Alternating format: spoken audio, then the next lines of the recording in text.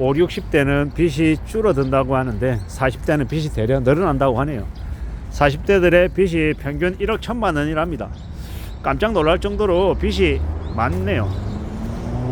항상 말씀드리지만 우리가 빚을 얘기할 때, 뭔가를 이야기할 때 평균과 중간값의 차이가 있습니다. 평균은 뭡니까? 평균은요, 예를 들어서 빚이 100억이 있는 사람과 빚이 100원이 있는 사람하고도 둘이 나누면 어떻게 됩니까? 평균하면은 평균 부채가 뭐 50억 얼마가 되겠죠. 근데 100원 있는 사람 또 100억 있는 사람도 편차가 이렇게 큰데 평균으로 해버리면요, 이제 사람들이 오해할 수 있는, 착각할 수 있는 그런 부분들이 분명히 있다라는 겁니다. 40대 평균 빚이 1억 1천만 원이다. 이 얘기도 마찬가지인 것 같습니다. 항상 말씀드리지만 대한민국에 10명이 있다라고 하면 6명은 빚이 없고 4명이 빚이 있는 사람이다라는 겁니다.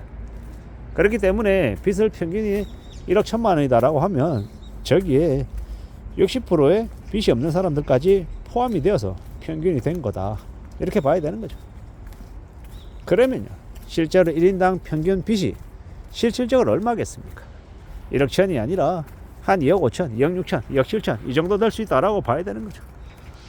빚이 있는 사람들만 따로 이렇게 반란해서 빚을 얘기해도 그렇게 금액이 올라가는데, 저게 평균이라고 하니까 중간값이 대략 얼마일까 생각해보면 아마 엄청난 금액일 수 있겠다라는 겁니다.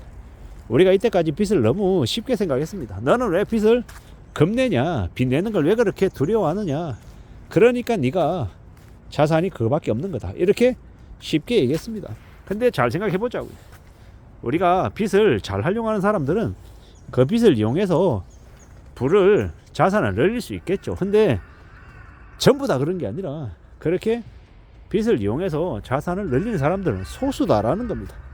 꼭 그가 빚을 내지 않더라도 다른 방법으로도 어쩌면 자산을 증식하는 사람이었을지도 모른다라는 생각을 해봅니다. 빚을 냈기 때문에 꼭 자산을 늘렸다가 아니라 그건 하나의 방법이었을 수 있다라는 겁니다. 근데 그걸 잘못 이해하고 나도 빚을 왕창 내면 부자가 될 수 있다, 재산을 늘릴 수 있다, 이렇게 착각하는 사람들, 그들의 삶이 이제 엉망이 되는 거다라는 겁니다. 우리가 타이밍이라고 얘기하죠. 좀 더 싸게, 좀 더 싼 가격이었을 때 샀다라고 하면 실제로 재산을 늘렸을 수도 있다라고 얘기합니다. 실제로 제 친구들 중에서 2015년, 16년에 집을 내다 채 산 친구들은 자산이 좀 실제로 많이 늘기도 했습니다. 그때는 집값이 많이 쌌기 때문이죠. 지금의 한 3분의 1, 4분의 1 가격에 집을 여러 채 산 친구들은 자산을 증식했다고 하죠. 근데 잘 생각해 보자고.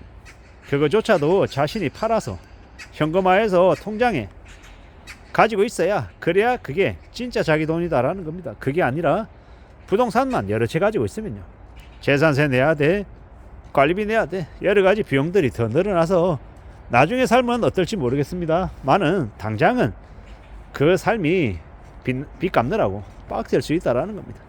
물론 그렇게 빡세게 살면 자기 때는 아니어도 자기 자식 때는 재산상의 여유를 누릴 수도 있겠죠. 근데 나중을 위해서 지금을 너무 많이 희생하는 건 그게 과연 올바른 삶일까, 뭐 이런 생각들도 한 번쯤은 하게 됩니다. 우리가 살아가면서 우리의 삶을 좀 잘 헤아릴 필요가 있겠다라는 생각들을 좀 더 많이 하게 되네요. 지금의 시대는요, 좀 더 안전하게, 좀 더 보수적으로 움직이는 게 좋지 않을까라고 조심스레 생각합니다. 그게 우리의 삶을 좀 현명하게 지켜나가는 길이 아닐까라고 저는 생각하는 거죠. 다른 이들은 제 이야기에 동의 안 할 수도 있고, 네가 그러니까 그렇게 구질구질하게 산다라고 말할 수도 있겠지만 좀 잘 생각해 볼 필요가 있다는 겁니다. 무난하게, 무탈하게, 조용조용히 삶을 잘 지키는 게 어떨까라고 말입니다. 저는 그런 생각들을 하거든요.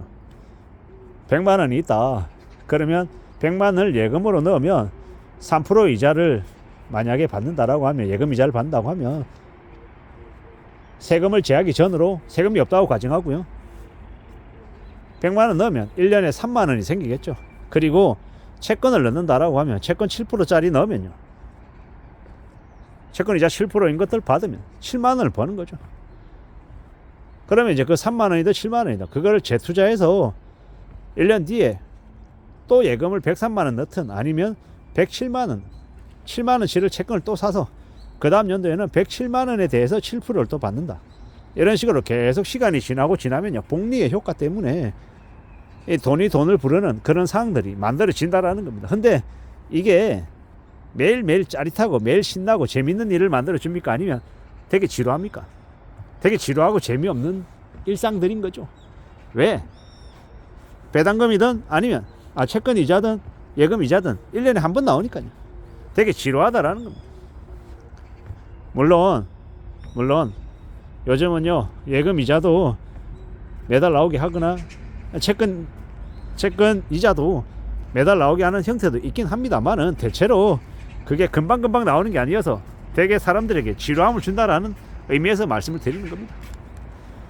너무 무리하지 않는 삶이 좋다라고 저는 보는 거죠. 40대들이 평균 빚이 1억 천이다. 그 얘기가 왜 나왔겠냐라는 겁니다. 지나온 시간 동안 문재인 정부 때부터 해서 너무 집값이 급등하면서 대출들을 많이 했던 탓에 저렇게 됐다라고 저는 생각합니다.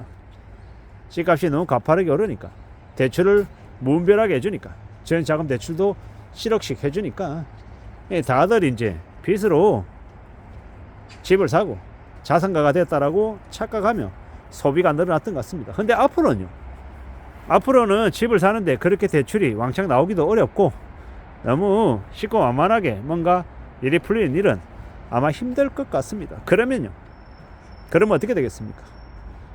사람들의 삶이 이제 더 빡세지는 거죠. 아마도 새로 들어서는 정부 아래에서는 상법이 개정이 되어서 한국의 증시가 좀 많이 올라갈 걸로 예상합니다.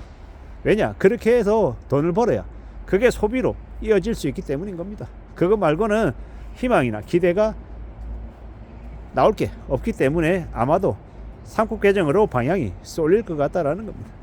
그러면 이제 기득권들, 재벌들, 족벌가들 되게 싫어하겠죠. 근데 그게 대세라고 저는 생각합니다. 왜냐? 그거 말고는 기댈 데가 없거든요. 이제 더 이상 돈 나올 구멍이 없다라는 겁니다. 부동산 아파트 몇 채 더 산다고 해서 그들이 소비를 2배, 3배로 늘릴 수는 없다라는 거. 이제 더 이상 과거와 같은 모습으로 앞으로 계속 이어나가기는 힘들 거다. 그래서 이제 모두가 바뀔 거다라고 저는 보는 겁니다. 그래서 더욱더 우리는 잘 생각해 볼 필요가 있는 것 같습니다. 앞으로 한국이라고 하는 나라에 부동산 가지고 뜯어먹는 시기는 최소 앞으로 한 5년은 힘들 것 같다라고 생각합니다. 그러므로 함부로 집을 사겠다고 빚을 내는 건 최소 5년간은 안 하는 게 좋겠다라고 봅니다. 이상입니다.